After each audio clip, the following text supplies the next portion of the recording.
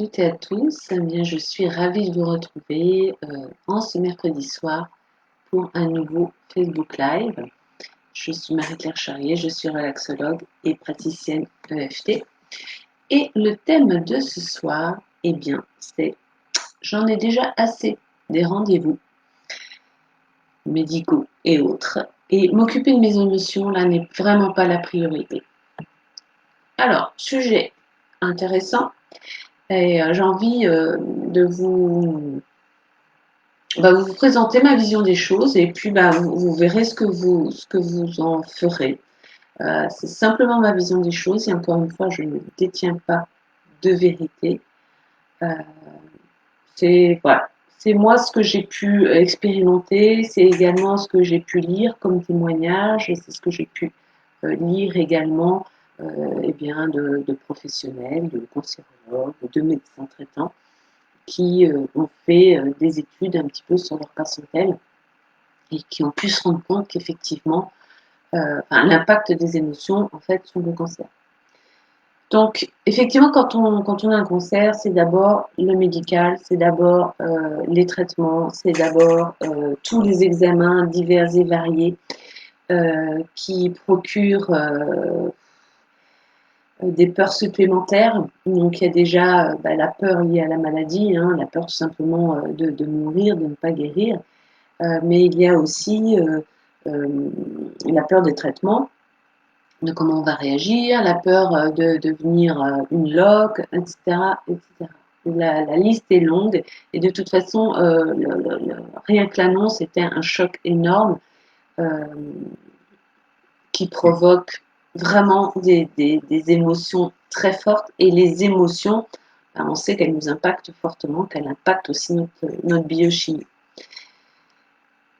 Alors, lorsqu'on demande, il y a eu des études également auprès de personnes donc atteintes de cancer et à qui on a demandé, selon vous, quel était le déclencheur de votre cancer. Allez, on va dire à 80%, les personnes ont dit, eh bien moi, j'ai vécu soit un drame, soit un choc émotionnel très fort, ou un choc émotionnel pas forcément fort, parce qu'il n'y a pas besoin d'être fort pour déclencher quelque chose. Et 6 mois, 1 an après, j'ai eu un cancer. Donc, ils mettent clairement en relation ce choc émotionnel avec l'apparition du cancer. Alors, on sait que quand on a un choc, donc encore une fois, il peut être tout petit, ou alors on ne s'en rend pas compte. Par exemple, c'est le départ du dernier enfant du cocon familial, du nid, et on ne se rend pas compte comme ça nous impacte. Parce qu'on ne le verbalise pas ou parce qu'on n'a rien ressenti de particulier. Néanmoins, c'est un choc et il est venu impacter notre santé à un moment donné et déclencher éventuellement donc une maladie telle que le cancer, mais aussi une autre maladie. Ça peut être des maladies telles que la fibromyalgie ou d'autres maladies qui sont dues aussi à des chocs émotionnels. Alors, on sait que choc émotionnel veut dire qu'il y a du stress, veut dire qu'il y a un impact fort, parce que ce sont des émotions négatives bien souvent. Soit c'est de la colère, soit c'est un sentiment d'injustice, soit c'est de la tristesse, soit c'est du chagrin, soit c'est du regret, la tristesse, je l'ai déjà dit, la tristesse. Donc c'est souvent négatif. Ça nous fait baisser notre énergie et ça bloque notre système naturel d'autoréparation. Notre corps, il a un système, il est capable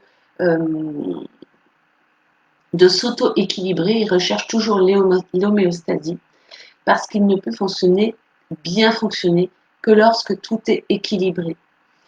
Notre chimie, notre mental, nos émotions. Donc, il cherche toujours ça. Et lorsqu'il y a un choc, là, si c'est un choc qui vient nous impacter de trop, l'homéostasie ne peut plus se faire. Les capacités d'auto-guérison ne sont plus en action. le cortisol nous envahit, on n'arrive plus à penser, notre biochimie donc change. Et puis, ben c'est voilà, c'est le début des maladies, du mal-être, des angoisses, etc. Et tout le reste. Donc,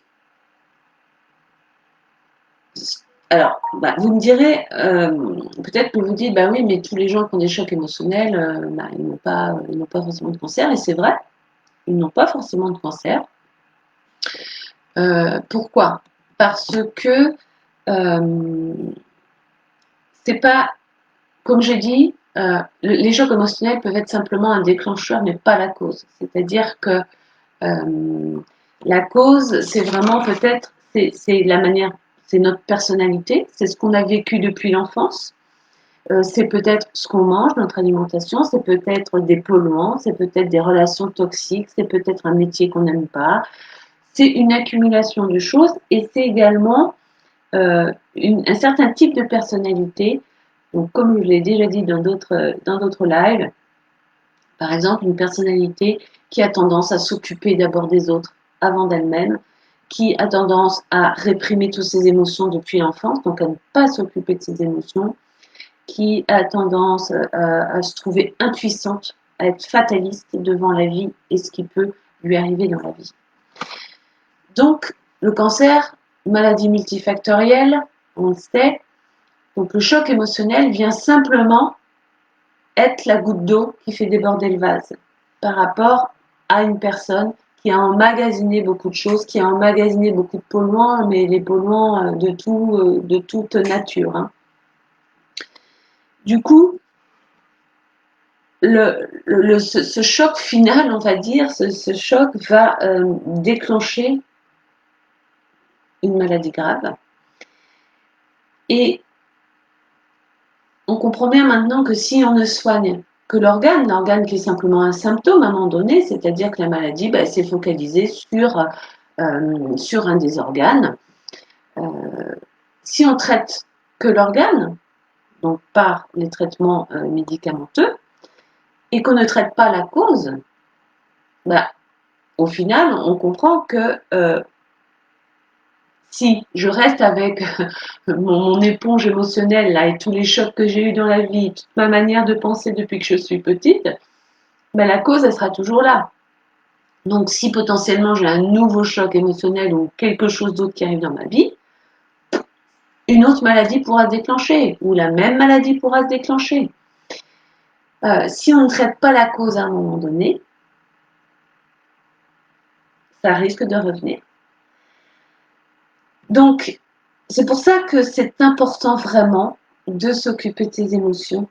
On sait à quel point ça a un impact, à quel point ça nous charge, à quel point ça nous empêche d'être zen, à quel point, oui, je parle encore des capacités de guérison du corps, à quel point ça peut les empêcher ou bien, si on s'en occupe, de les réactiver. On remet en route notre système d'auto-réparation, on met en route notre système de relaxation et du coup le corps peut retrouver son équilibre. Donc c'est vraiment l'importance d'aller regarder tout ce qui dans notre vie a pu à un moment donné faire qu'on en est arrivé à avoir un cancer, maladie qui n'est pas anodine, maladie qui est très grave. Donc c'est pas juste un bagot quoi. Et c'est vraiment, pour moi c'est logique, mais je peux comprendre que ce soit pas logique pour tout le monde, parce que tout le monde n'a pas la même vision des choses. Mais selon ma vision des choses, c'est logique. Donc, c'est vraiment l'objectif de mon accompagnement. C'est d'abord de traiter, bien entendu, tout le choc émotionnel et les peurs et les angoisses à l'annonce de la maladie. Et ensuite, aller regarder, qu'est-ce qu'il y a dans ma vie qui fait que j'en suis arrivée là. Est-ce que j'ai accumulé depuis l'enfance des traumas qui peuvent être tout petits, ils n'ont pas besoin d'être gros. Est-ce que j'ai accumulé dans ma vie des émotions que j'ai toujours tues, que j'ai toujours enfoui en moi et que j'ai bien compris que je n'avais pas le droit de dire parce que je devais être une gentille petite fille, etc. On connaît très bien ces schémas-là et ces scénarios de vie. Est-ce que je mange pas correctement, ce qui fait que ça affaiblit également mon système immunitaire et qu'en plus je suis par exemple mariée avec un homme qui n'est pas respectueux, qui m'en fait voir de toutes les couleurs et du coup à un moment donné ben, on n'en peut plus. Donc c'est vraiment aller chercher tout ça. Alors c'est peut-être désagréable mais on n'a pas envie. On n'en a peut-être pas envie d'aller regarder tout ça quand on est en traitement lourd, en chimio, en radiothérapie ou lorsqu'on vient de subir une opération. Mais on n'est pas obligé de le faire tout de suite pendant les traitements. Mais ce que je vous invite à faire, c'est vraiment à la fin des traitements, si une fois que vous avez retrouvé un petit peu d'énergie, c'est vraiment d'essayer d'avoir la curiosité de faire un travail tel que l'accompagnement que je propose pour ouais, aller nettoyer tous ces chocs émotionnels et affectifs, aller changer les croyances qu'on a sur nous et qui nous impactent énormément également, et aller nous reconnecter à notre corps pour vraiment en faire, pour avoir un lien avec lui qui est euh, dans le respect, dans la bienveillance et la douceur. Parce que notre corps en a besoin. Voilà ce que je voulais vous dire ce soir. Je crois que c'était tout. J'espère avoir été assez claire. Si vous avez vraiment des questions par rapport à ça, eh bien, je vous invite à me contacter au 06 25 32 77 65 ou bien sur l'adresse mail l'atelier du calme, donc en petit et attaché, @gmail.com. Je voulais également vous dire que ça y est, mon nouveau site Accueillir le cancer est en ligne, donc n'hésitez pas à jeter un coup d'œil et vous y trouverez eh bien, le déroulé de mon accompagnement cancer féminin objectif bien-être, ainsi que les tarifs et toutes les modalités d'accompagnement. Voilà, eh bien, je vous souhaite une très belle soirée et vous dis à très bientôt. Merci de votre attention.